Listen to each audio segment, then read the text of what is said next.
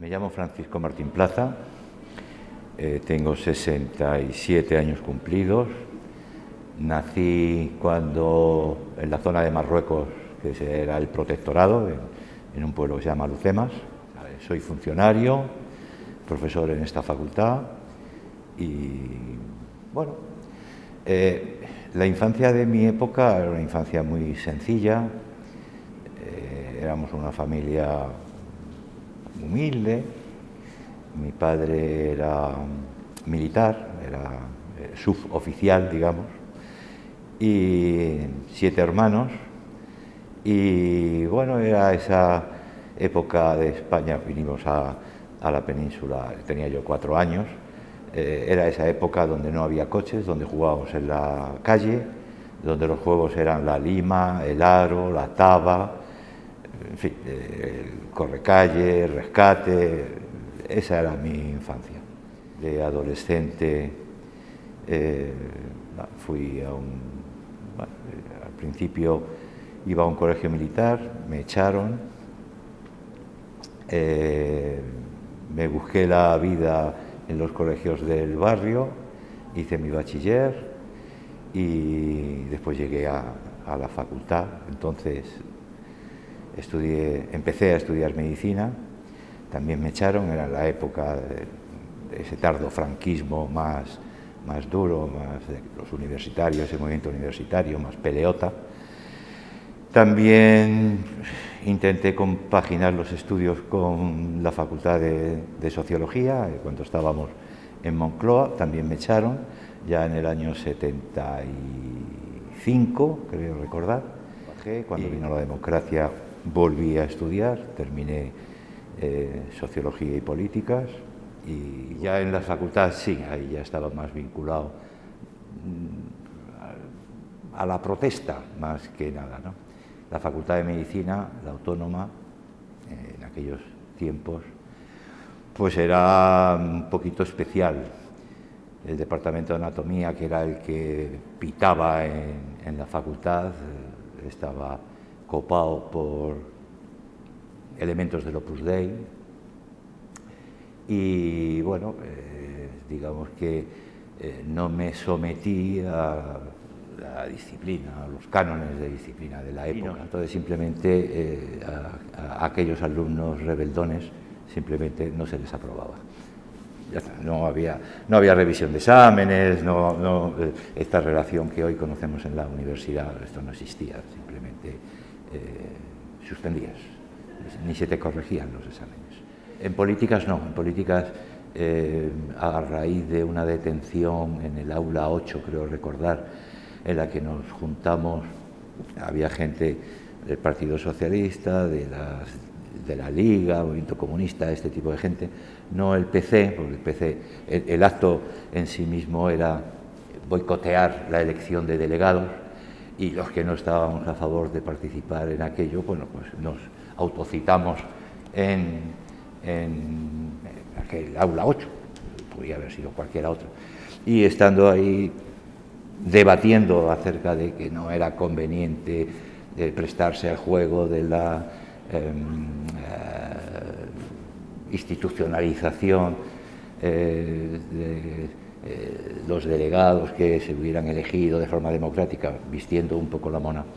En ese momento entró la policía y nos detuvieron a todos, nos llevaron a la Dirección General de Seguridad y allí pues ya pasás por lo que llamábamos tocar el piano, ¿no? Las huellas, la ficha policial, y ya al día siguiente, ya por la noche, pues ya nos soltaron libre de cargos.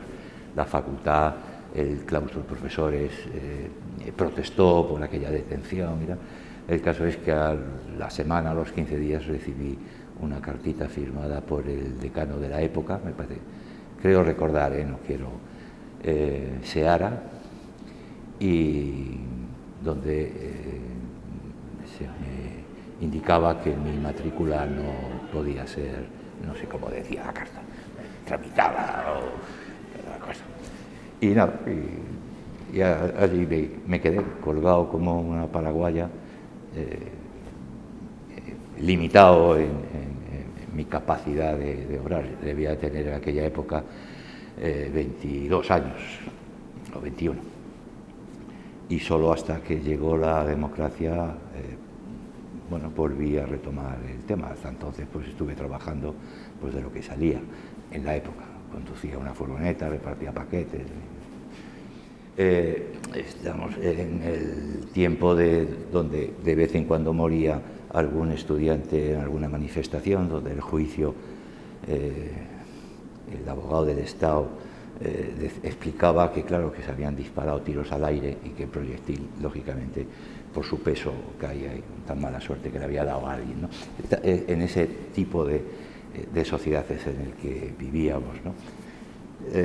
Me afilié en su momento, no sé si es objeto de este encuentro, al Partido Socialista, y no porque conociera a uno u otro o hicieran una labor de captación.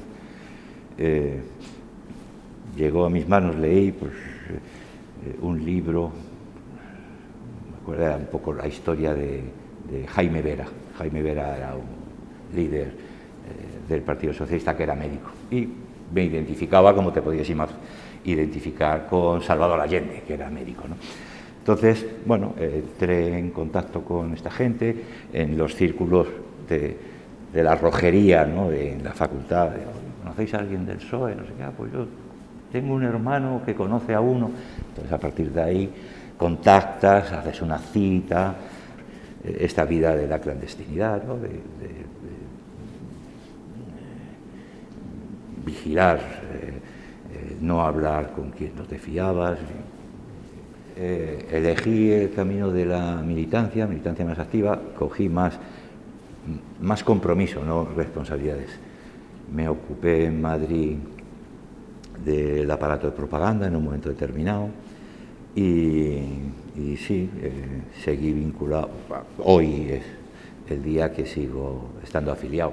Cuando se hicieron las elecciones, las del 15 de junio del 77, en un momento determinado, en un comité regional, en algún acto de partido, en una conversación del momento, de la historia del momento, me ofrecieron si quería ser secretario del presidente del partido, de Ramón Rubial. Claro, eso para un militante joven es un honor, no sé si es una palabra que ya no está de moda, ¿no? Yo, claro, dije que sí, porque se requería gente de confianza plena del partido. Y efectivamente dije que sí. Me entrevisté a los 2 o 3 días con Gregorio Peces Barba y dije, aquí estoy. Sí, pues, estupendo. Pues nada, vete la semana que viene, vete al Congreso, y esperé a que viniera el que iba a ser mi jefe. En fin, encajamos y tuve 6 años de secretario particular del entonces vicepresidente segundo del Senado. El día 23F, la investidura del presidente Calvo Sotelo después de la dimisión de Suárez, había Congreso pero no había Senado. Y entonces la gente del Senado, funcionarios del Senado, pues vamos al Congreso, y así hablas con los amiguetes, con los compañeros, cotilleas, estás en primera línea, ¿no? O sea, estás con tu pegatina colgada y te estás moviendo. Y nada, y allí estaba con una compañera, María Torres, que después fue secretaria de Felipe González.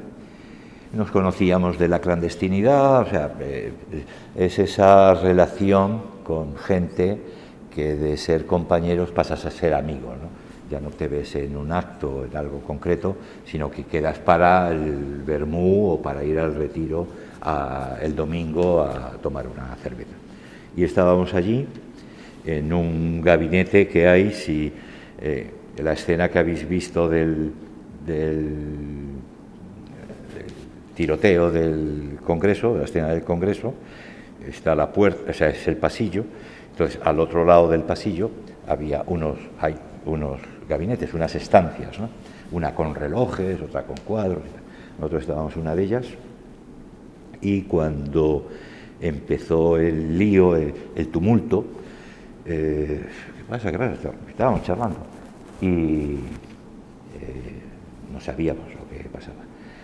Hasta que entraron unos guardias civiles, venga, al suelo, lo mismo que en el hemiciclo.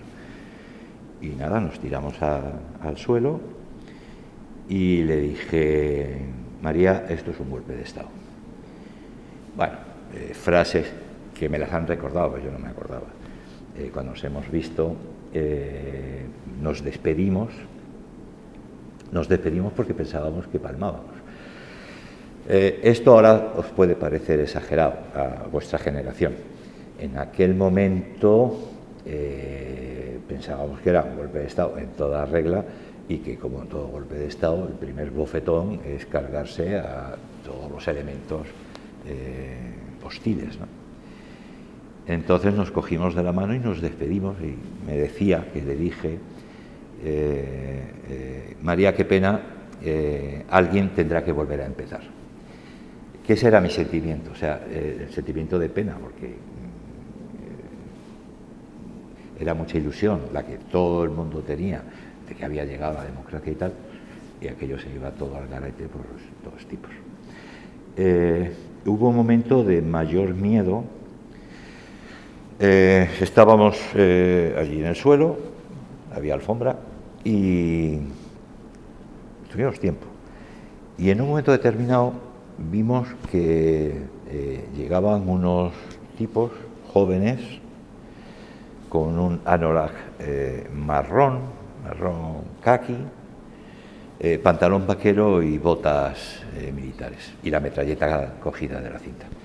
Y claro, yo lo que pensé es que eran los paramilitares. Entonces, bueno, pues ya aquí se ha acabado, ¿no? Después eran guardias civiles de tráfico, de talleres, que iban con lo que se habían echado el camión al autobús como estaban. Los semblantes todos eran serios, porque era una situación para cualquiera de las partes, era una situación complicada, ¿no?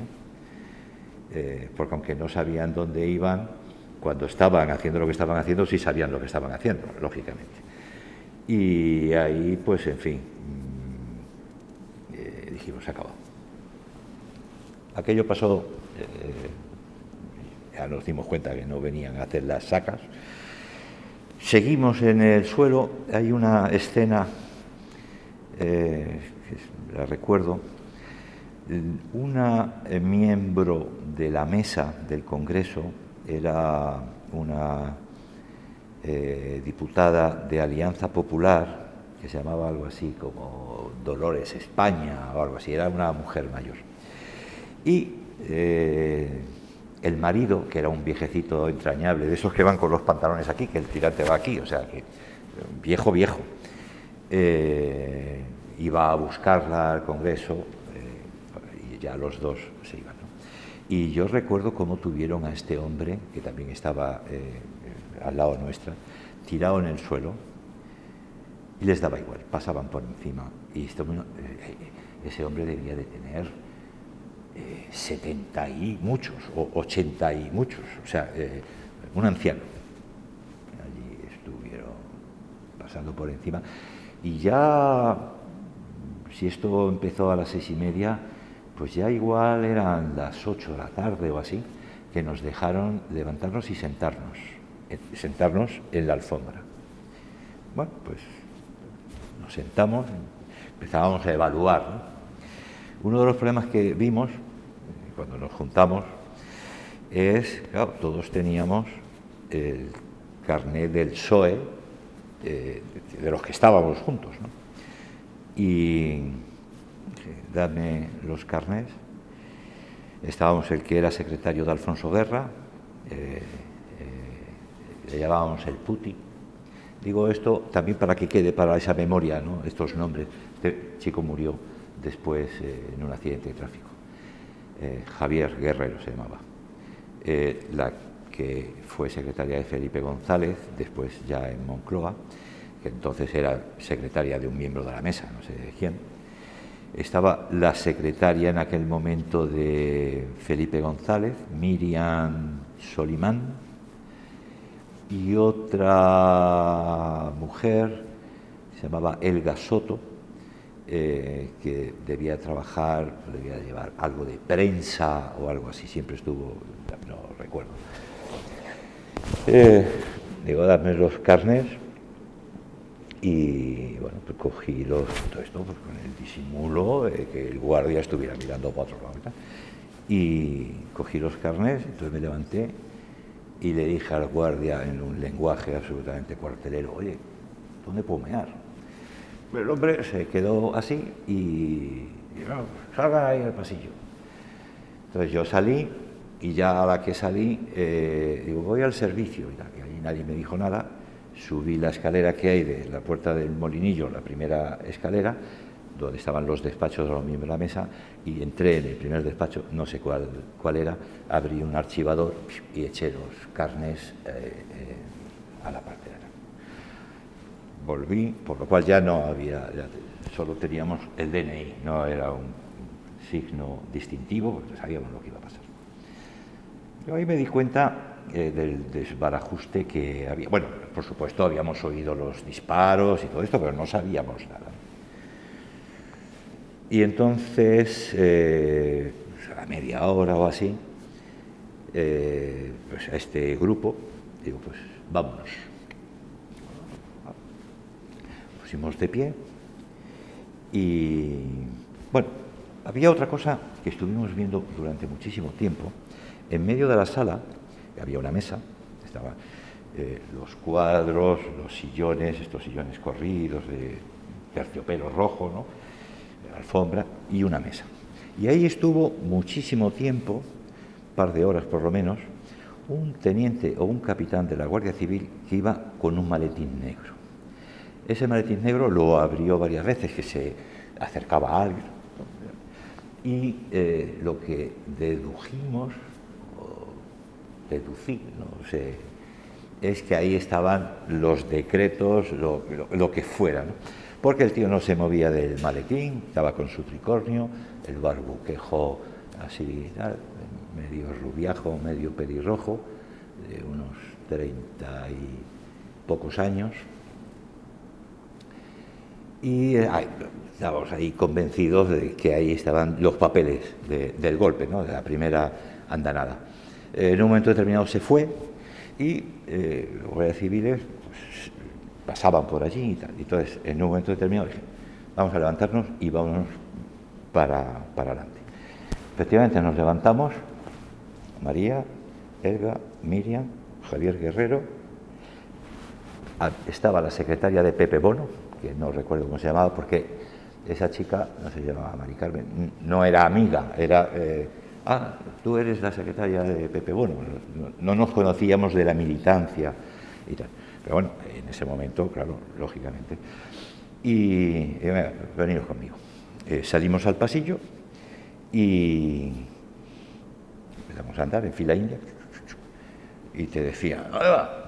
Y le decía, es que nos han dicho que los funcionarios vayamos al edificio nuevo. La desorganización aparente era muy grande. Hablen con el sargento. Esto es con la metralleta. Hablen con el sargento. Y vamos andando, en eso viene Tejero, me pone la pistola en la frente, me echa contra la pared, me dice, quieto. Pues quieto, ¿qué vas a hacer? Y yo no sé, los segundos que pueden pasar cuando tienes un tipo con la pistola en la frente. Y además os voy a contar otra cosa que no se sabe. Y en eso se acerca otro guardia y le dice algo y el tío, que debía de estar bastante ocupado, se da la vuelta y... Claro, para la escena de aquellos guardias civiles que estaban por el pasillo pululando, lo que habían visto es que el teniente coronel había parado a unos, pero que los había dejado. Por lo cual nosotros seguimos andando, en cuanto le perdimos la vista a Tejero. Fuimos andando, y en la puerta había otro guardia y ¿dónde van? No, es que nos han dicho aquí atrás que los funcionarios vayamos al edificio nuevo. Entonces subimos por la escalera, no salimos por la puerta, tampoco sabíamos bien.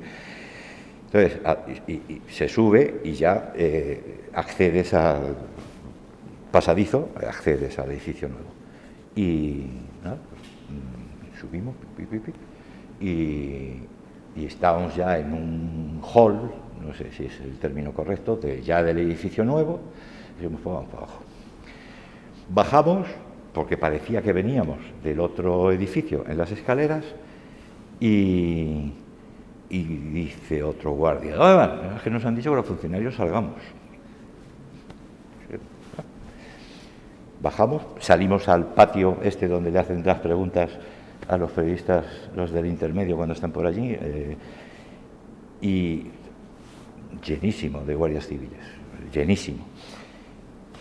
Y enfilamos la puerta y el guardia que nos ve venir pues, abre la puerta, una puerta muy pesada. Y pues, llegamos a la puerta, yo me paro, pasan las chicas, no sé qué, y cuando voy a salir yo hay una voz que dice, ¡esos que no salgan! Y el guardia hace por cerrar la puerta, yo pego un salto, un pequeño brinco, ¡pum! Y suena ¡pum! Y nos encontramos en la acera, pero con un cordón de Policía Nacional.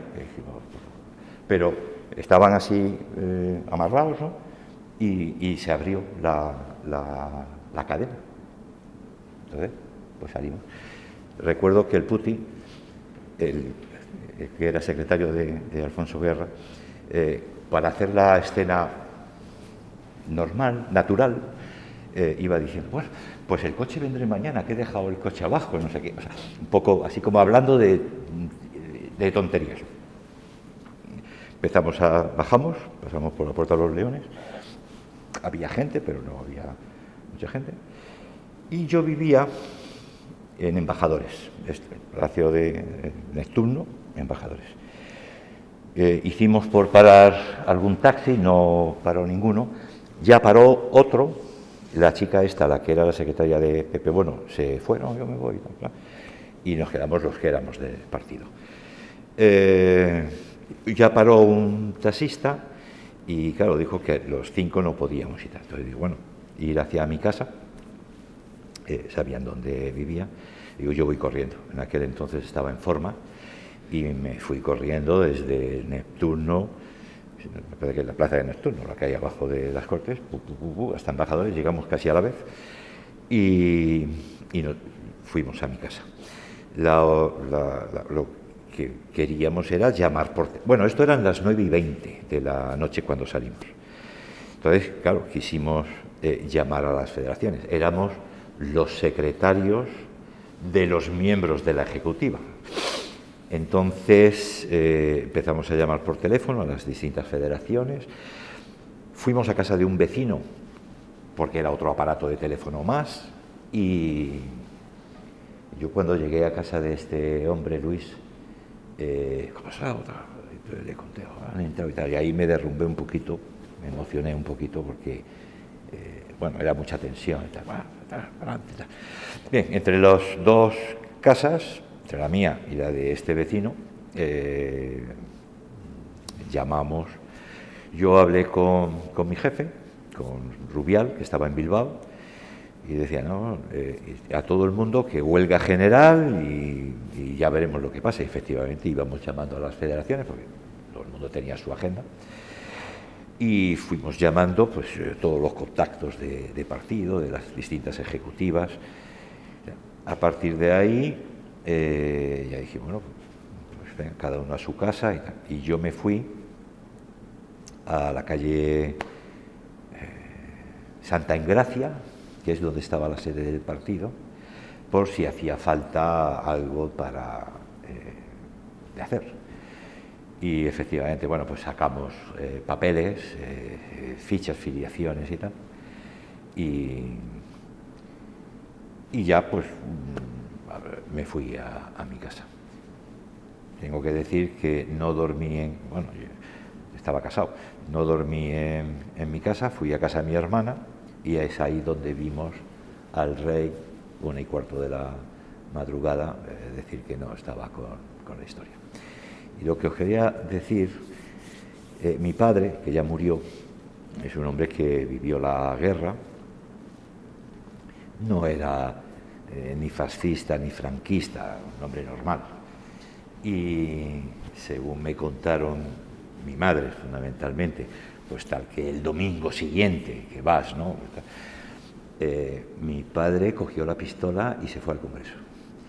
Yo eso me enteré, insisto, después, pero no para adherirse al golpe, ¿no? Él era de la teoría que lo que tenía que hacer era pegarle un tiro a Tejero. Muerto el perro, se acabó la rabia. Y llegó hasta el cordón de policía, porque él fue, el padre era un hombre muy bravo, muy enérgico, no sé cuál sería la palabra fina de decirlo, y tiró con la pistola en el bolsillo y llegó, yo iba diciendo que quería ir al Congreso y intentó franquear el Congreso para entrar como si se estuviera adheriendo al golpe, pero su única misión en la vida, según decía él, después ya tuvo Alzheimer y murió de esta enfermedad muy desagradable, lo que iba era pegarle un tiro a Tejero, no sé si porque estaba su hijo o porque lo tenía muy claro, ¿no? Y después sí es cierto que al final no seáis tontos, no sé qué y tal, y nos fuimos a casa de mi hermana, una persona de orden como Dios manda. Nosotros al fin y al cabo éramos unos revolucionarios rojos peligrosos y esa noche no sabíamos de qué iba todavía la historia, ¿no?